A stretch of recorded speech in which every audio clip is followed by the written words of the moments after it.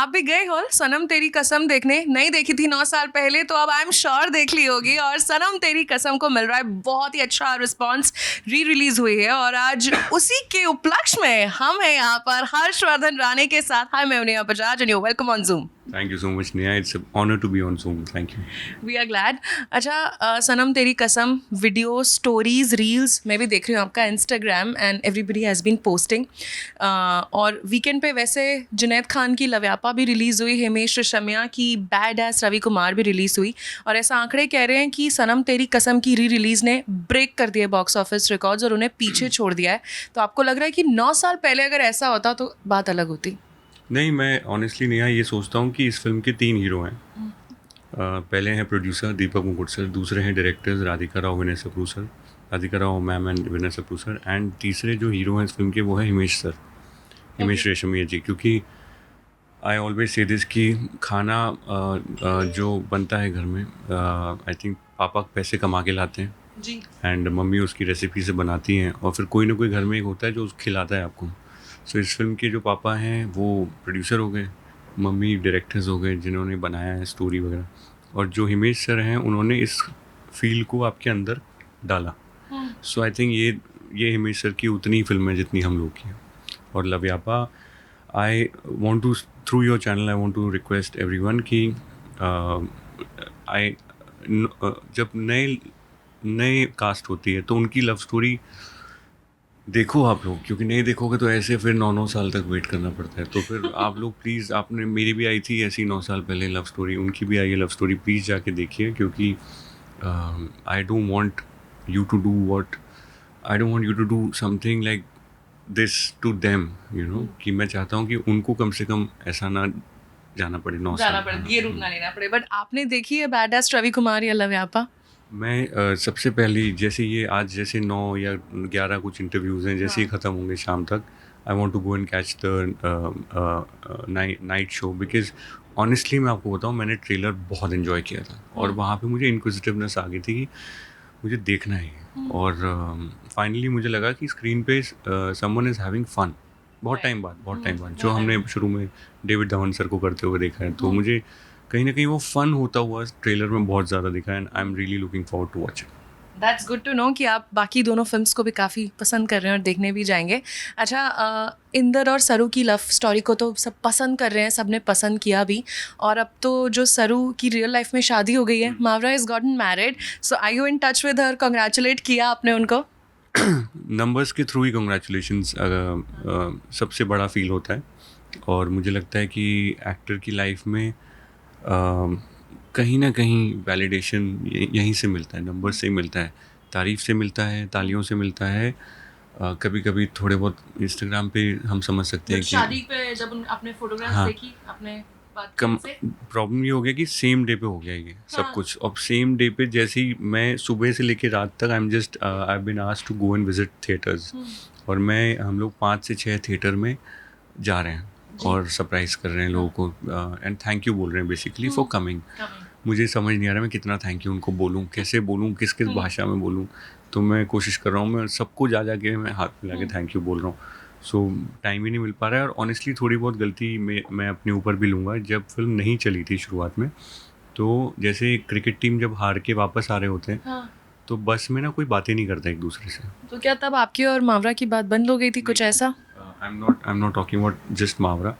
मैं कन्फेस करना चाहूँगा ये कि मैं प्रोड्यूसर सर से, डायरेक्टर से, एक्टर से, किसी से मैं ना खुल के बात नहीं कर पा रहा था। Because I was also going through this pain. Because मैंने तो बहुत ज़्यादा इस फिल्म पे मतलब विश्वास करके मैं कूदा था इसमें कि I really believe in this story and in this emotion. So तो बहुत ज़्यादा आई थिंक वो क्रिकेट की जो बस होती है, टीम की जो बस जिसमें शांति होती है, वैसा माहौल हो गया था। तो मेरी गलती है कि मैं पूरी टीम से ही I kind of lost touch. Okay. But आपने मावरा की शादी की फोटोग्राफ्स देखी, कैसी लगी आपको? फिल्म में जैसी सुंदर वो लगती हैं, उससे भी ज़्यादा she is looking happy and inbuilt beauty तो है ही, but you know the occasion makes you even more beautiful, and the surroundings, the people who are happy for you make you even more happier, and happiness makes you more beautiful, I think. So I can't be more happy for Mavra, for my directors, for my producer, जो इतने साल से ना 9 साल से वो कहीं ना कहीं मुझे रिलेट होता था, मैं बात नहीं कर पाता था इस बारे में कि मैं कैसे इनको बोलूँ, क्योंकि I am also going through the same thing. Somewhere I feel कि I hope this brings inner smile in all these people. क्या बात है. अच्छा, अब सरू को तो उनके रियल लाइफ इंदर मिल गए, तो इंदर को उनकी रियल लाइफ सरू मिली नहीं मिली, क्या प्लान है अभी? बड़े सारे कमेंट्स भी आ रहे हैं, तो मैंने सोचा मैं आपसे पूछ लेती हूँ ये. तो मैं पॉलिटिकली करेक्ट आंसर नहीं दूंगा आपको. हाँ, सच सच बता. हाँ, मैं इस बारे में ना कभी बात ही नहीं करूँगा इंटरव्यू में. यही मेरा जवाब है. Okay. Yeah, because I very long ago I decided कि that I have to be very clear why did I come here. I came to be a part of cinema and storytelling and cinematic world. इसमें ना ये fit नहीं होता है मेरी language में कि मैं क्या बातें कर रहा हूँ. पर फैंस को एक क्यूरियोसिटी रहती है ना कि रियल लाइफ में क्या हो रहा है, तो वो भी जानना है. नहीं, आई थिंक उनको जो क्यूरियोसिटी होती है वो लोग थिएटर में आके पूरी कर रहे हैं. So I don't think this really matters, because there are so many couples who are out there talking about their relationship, but does it convert into tickets? No. सो मैंने वहाँ से सीखा कि कन्वर्जन जिस चीज़ में नहीं है वो करना ही नहीं. इसमें बहुत ही सिंपल यही मेरा लॉजिक है. और कन्वर्जन किस में है? प्रोड्यूसर के ऑफिस के नीचे आओ और आके चिल्लाओ, तो उसमें कन्वर्जन है. लेकिन अपनी पर्सनल लाइफ के बारे में बात करके कभी किसी का कन्वर्जन मैंने देखा नहीं. जिस दिन आप दिखा दोगे, आप मुझे प्रूव कर देंगे कि हर्ष देखो ये एक्टर अपनी पर्सनल लाइफ के बारे में बात करते हैं, तभी इनकी टिकट्स बहुत बिकती हैं. मैं उसी दिन आपसे बात करना शुरू कर दूंगा पर्सनल लाइफ के बारे में. टिल देन आई फील मेरे पास कोई एग्जाम्पल ही नहीं है, तो मैं क्या फॉलो करूँ. But is that the reason कि मैंने आपके एक इंटरव्यू में सुना कि आप पॉडकास्ट करना पसंद नहीं करते, कि यार इससे कोई इतना फ़ायदा नहीं है? Is that the reason? फ़ायदा वुड बी थोड़ा सा ऐसा थोड़ा अजीब सा वर्ड है, बट कन्वर्जन जैसे पॉडकास्ट से अगर आप मुझे प्रूव कर देंगे कि हर्ष देखो पॉडकास्ट करने से पिक्चर बहुत चलती है, मैं उसी दिन से आपका माइक छीन लूँगा और मैं इधर ही रख लूँगा और मैं दिन भर पॉडकास्ट करूँगा. मुझे कोई प्रॉब्लम नहीं है. कन्वर्जन नहीं है तो मैं नहीं कर सकता. आप मुझे बोलो हर्ष उल्टे चलो हाथों पे, कन्वर्जन होगा, मैं वही करूँगा. सो कन्वर्जन जिसमें नहीं है ना, मैं नहीं कर पाता हूँ. मेरी बचपन से ही प्रॉब्लम है. सो एक और चीज़ हर्षवर्धन की कई फिल्म्स अब रिलीज़ हो रही हैं और साल 2024 बॉक्स ऑफिस के लिए नहीं रहा इतना अच्छा. हम सब जानते हैं बड़े एक्टर्स की फिल्म्स फ्लॉप हो गई, नहीं आई पब्लिक. तो आपको लगता है कि जैसे सनम तेरी कसम या और कई सारी जो फिल्म्स रिलीज़ हो रही हैं कि पुरानी फिल्में ज़्यादा अच्छी थी, अब बड़े बड़े एक्टर्स नहीं खींच पा रहे हैं ऑडियंस को टिकट खिड़की पर, आपका क्या पॉइंट ऑफ व्यू है इस पर? कोई भी पॉइंट ऑफ व्यू देना ही अपने आप में सबसे बड़ी बेवकूफ़ी मानता हूँ मैं. क्योंकि यहाँ पे अगर पॉइंट ऑफ व्यू आप दे रहे हो बैठ के, तो वही पॉइंट ऑफ व्यू 6 महीने बाद गलत हो जाता है. सो आई फील ये पॉइंट ऑफ व्यू का ही सिस्टम बंद करना पड़ेगा, because this is a very grey area. You know, यहाँ पे कोई रूल नहीं है. रूल अगर होता तो पूरी दुनिया उसको फॉलो कर लेती. हॉलीवुड भी फॉलो कर लेता. हॉलीवुड भी तो फ्लॉप फिल्म बना देता. बट क्या कारण है रिलीज़ का? कई बार आपको पुराने रिलेशंस की वैल्यू कई बार नहीं रहती है, तो आप उनसे कनेक्ट करते हैं ना, रिकनेक्ट करते हैं. तो वही है री रिलीज़. जब कई बार आपके फ्रेंड्स या फैमिली में कोई रिलेटिव आपका उनका कुछ मिसअंडरस्टैंडिंग हो जाता है, आपकी बातचीत बंद हो जाती है, बट एक दिन होली पे आप लोग गले लगा लेते हो, वैलेंटाइंस पे गले लगा लेते हो. तो ये मेरे हिसाब से मैं इसे ऐसे ही देखता हूँ कि कभी बात नहीं बनी थी तो आज फिर मिल के बात बना लेते हैं, इस तरीके से. क्या बात है. So on that positive note आपने एक बड़ी पॉजिटिवली इस चीज़ को नेविगेट किया है. और मैं आपका इंस्टाग्राम देख रही थी, जॉन अब्राहम ने भी आपके लिए एक बड़ा अच्छा पोस्ट डाला है, और कई सारे एक्टर्स भी और शेयर कर रहे हैं. How does it feel? John sir को मैं मिला था 2004 में एज अ डिलीवरी बॉय. मैं उस समय डिलीवरी बॉय था और मैंने एक हेलमेट डिलीवर किया था उनके घर. आप उनके घर नहीं, दिल्ली में कोई इवेंट था, तो मुझे बताया गया कि ऐसा ऐसा आपको यामाहा के शोरूम से हायत रीजेंसी में एक डब्बा डिलीवर करना है. फिर मुझे पता चला कि वो जॉन सर के लिए. तो मैं भागा लेके गया, और तो जो वहाँ जाके जब मालूम चला कि ये जॉन सर के लिए, तो मैं थोड़ा सा वो हो गया जैसे कोई भी फील करेगा. तो उनकी जो मैनेजर थी उस समय, श्रुति जी, तो उन्होंने फिर मुझे कहा कि he is asked you to wait. फिर then he came out and मुझे लगा कुछ गड़बड़ हो गई, हेलमेट में कुछ स्क्रैच तो नहीं आ गया कुछ. He came out to just thank me. तब मुझे समझ आया कि कि मतलब इंसानियत is number one, humanity is number one, बाकी सब बाद में। तो वो मेरे लिए ना 1 सेकंड में ना एक बहुत 10 साल का स्कूलिंग हो गई मेरी 1 सेकंड में। So I know him since then. I still You're can't in touch with him? very much, Constantly. but still I can't look him in the as a मैं कभी उनको मैं फ्रेंडली तरह से बात नहीं कर पाता हूँ उनसे, because I saw him as a delivery boy.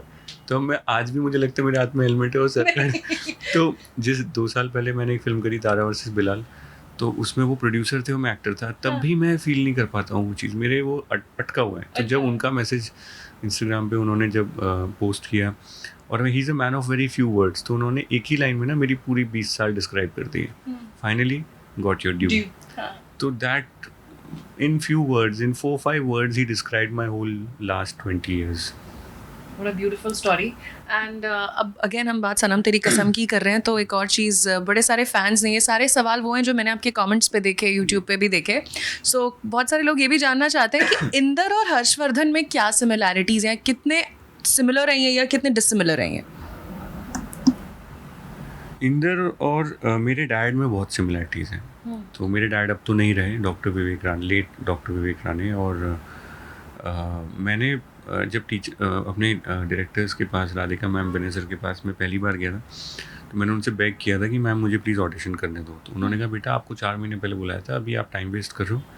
And उनके असिस्टेंट ने कहा निकलो यहाँ से, ऑफिस से। तो उन्होंने मुझे बताया कि सर कास्टिंग हो गई है और लड़का बगल वाले ऑफिस में बैठ के स्क्रिप्ट पढ़ रहा है, आप बहुत लेट हो। तो मैंने कहा sir please, I beg you guys, please मेरा एक ऑडिशन ले लो। कहते हैं कि टाइम वेस्ट है, हो चुका है, कॉस्ट्यूम बन गए, 2 दिन में शूट है मावरा के साथ, पोस्टर शूट। मैंने कहा आप फेक देना ऑडिशन, मेरा एक बार रेंडिशन देख लीजिए, क्योंकि I think this is my father, I have very closely observe my father and Inder has those qualities and I can do it because I have my father's DNA। तो उन्होंने कहा यार इसको, ये तो भाग नहीं रहा है, इसको ले कोई ऑडिशन ले लो। तो उन्होंने ऑडिशन लेने, रवि जी करके एक असिस्टेंट थे, तो I am still so grateful to him, उन्होंने लिया and I saw him smile from the corner of my eye while I was performing. कहीं मुझे लगा कुछ तो मैंने सही किया। फिर उन्होंने दिखाया, तो डायरेक्टर्स बाहर आए, उन्होंने कहा फिर से करो।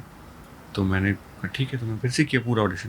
फिर वो चले गए, 1.5 घंटे बाद वापस आए, उन्होंने Vinay sir had some tears in his eyes and he hugged me. कहते हैं बहुत नुकसान करा दिया है मेरे प्रोड्यूसर का, दीपक मुकुट सर का, क्योंकि बहुत सारा खर्चा अब हमें करना पड़ेगा, क्योंकि कॉस्ट्यूम हो गया था, ये हो गया था, वो give me a hug, you are doing the film.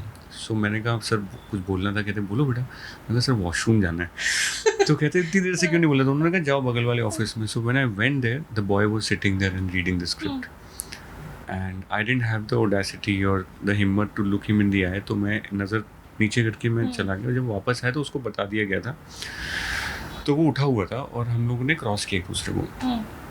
तो he gave me very good energy. उसने कभी ऐसा मुझे फील नहीं कराया। और कई सालों बाद, करीब 15 साल बाद, हम लोगों ने एक फिल्म साथ में करी जिसका नाम है दंगे। तो that's he is such a beautiful soul. He took it in the best possible way and that's when I got to understand a level of maturity that other actors have. So it was a very surreal experience. But what I'm trying to tell you is this is Inder jo hai, I have based it on my father's appearance, but I will tell you this is purely out of the imagination of my directors, Radhika ma'am, Vinay sir. I want to say it on record, कोई भी character सबसे पहले director के और writer के दिमाग में होता है।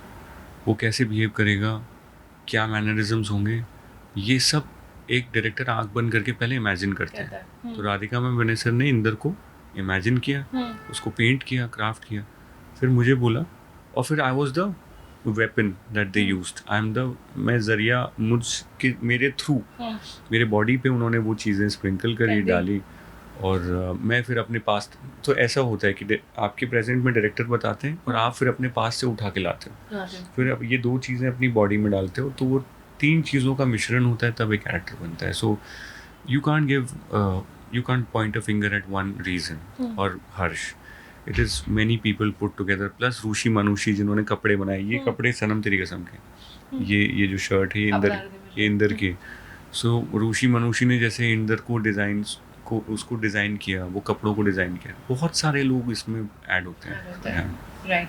अच्छा, बात करें 9 साल पहले जब सनम तेरी कसम आई थी और अब में, सो लव, डेटिंग, रिलेशनशिप्स के भी कई सिनेरियोज बदल चुके हैं। ओवरऑल डेटिंग ऐप्स आ गई हैं, अब सोशल मीडिया का ज़माना आ गया है। सो आपके हिसाब से मतलब क्या आपका टेक है इस पे? जैसे सनम तेरी कसम में दिखा Inder was passionately in love और वो प्यार कभी मरा नहीं है एक्चुअली। और आजकल पीपल आर कहते हैं ना, हर कोई मूव ऑन हो जाता है, ऑप्शंस हैं। तो मैं आपका पॉइंट ऑफ व्यू जानना चाहती हूँ इस बात पे।